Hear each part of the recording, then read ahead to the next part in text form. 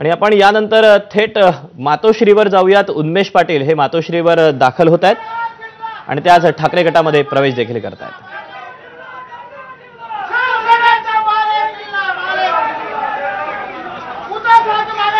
भाजपचे विद्यमान खासदार आहेत उन्मेष पाटील।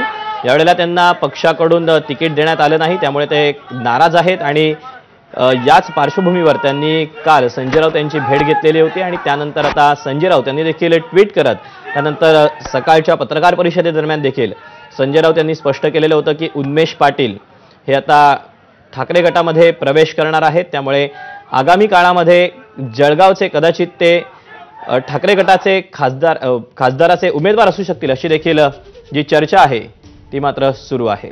अधिकचे अपडेट जाणून घ्यात वेदांत नेम आपल्यासोबत आहे। वेदांत, उन्मेष पाटील मातोश्रीवर दाखल झालेले आहेत, किती वेळामध्ये हा पक्षप्रवेश पार पडणार आहे?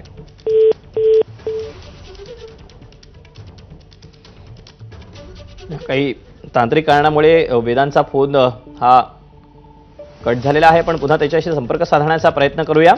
उन्मेष पाटील हे आता शिवसेना ठाकरे गटामध्ये प्रवेश करणार आहेत, त्यामुळे आता आगामी काळामध्ये भाजपचे जे विद्यमान खासदार आहेत ते ठाकरे गटाचे जळगावचे उमेदवार असू शकतात अशी देखील चर्चा आहे। मात्र या उमेदवारीबाबतचा सस्पेन्स कायम आहे।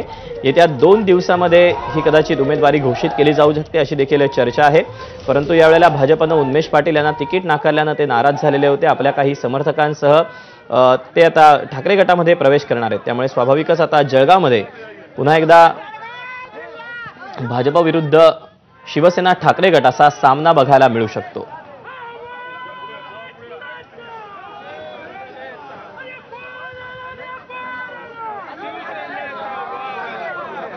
उन्मेष पाटील यांनी संजय राऊतांच्या भांडुपीतल्या निवासस्थानी भेट घेतलेली होती। त्यानंतर त्यांनी प्रतिक्रिया देताना सांगितलं की मी आपल्या सर्वांचा मनापासून आदर करतो, परंतु आपले सगळे प्रश्न, आपल्या मनातले जे काही गोष्टी आहेत त्याच्याबद्दल मी सविस्तरपणे बोलीन आणि त्यानंतर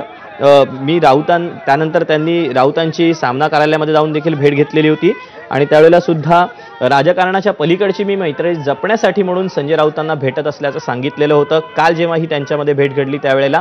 परंतु त्यानंतर आज सकाळी संजय राऊत यांनी देखील ट्विट केलेलं होतं आणि उन्मेष पाटील हे आता ठाकरे गटामध्ये प्रवेश करणार असल्याचं सांगितलेलं होतं। सकाळी ज्यावेळेला संजय राऊतांनी पत्रकार परिषद देखील घेतलेली होती त्यावेळेला देखील त्यांनी उन्मेष पाटील यांच्या पक्षप्रवेशावर शिक्कामोर्तब केला। जळगाव लोकसभा मतदारसंघातून भाजपनं स्मिता वाघ यांना उमेदवारी देत उन्मेष पाटील यांचं तिकीट कापले आणि त्यामुळे ते नाराज आहेत। अधिकचे अपडेट जाणून घेऊयात। वैभव परब आपल्यासोबत आहे।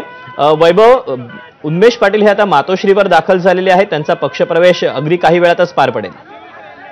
नक्कीच एकीकडे आपण जर बघितलेलं असेल तर लोक नेते मंडळी आहेत ते इतर पक्षातून भाजपमध्ये जाताना आपल्याला पाहायला मिळाले आहेत अनेक वेळेला, परंतु आता मात्र ठाकरेंकडे देखील मोठ्या प्रमाणात या निवडणुकीच्या अनुषंगाने तोंडावर मोठ्या प्रमाणात इन्कमिंग होताना पाहायला मिळते आणि भाजपचे एखादे ज्येष्ठ मंडळी आहेत तेच आता ठाकरेंना येऊन भेटू लागलेले आहेत, त्यामुळे ठाकरेंकडचे इन्कमिंग आहे ते आता हळूहळू वाढताना दिसू लागलेलं आहे आणि त्यातलंच एक नाव म्हणजे उन्मेष पाटील आहेत। उन्मेष पाटील आहेत, त्यांच्यासोबत नगराध्यक्ष करण पवार आहेत, जळगाव मधले भाजपचे इतर पदाधिकारी आहेत, हे सगळे आता मातोश्रीवर दाखल झालेले आहेत। उन्मेष पाटील यांच्या नावाच्या घोषणा आता इकडे होऊ लागलेल्या आहेत। आता ठाकरेंचं देखील हिंदुत्व आहे आणि भाजपचं देखील हिंदुत्वाचा मुद्दा आहे, त्यामुळे पक्ष जरी बदलला असला तरी विचार तेच असणार अशा प्रकारची भूमिका थोड्याच वेळात उन्मेष पाटील ठेवू शकतात।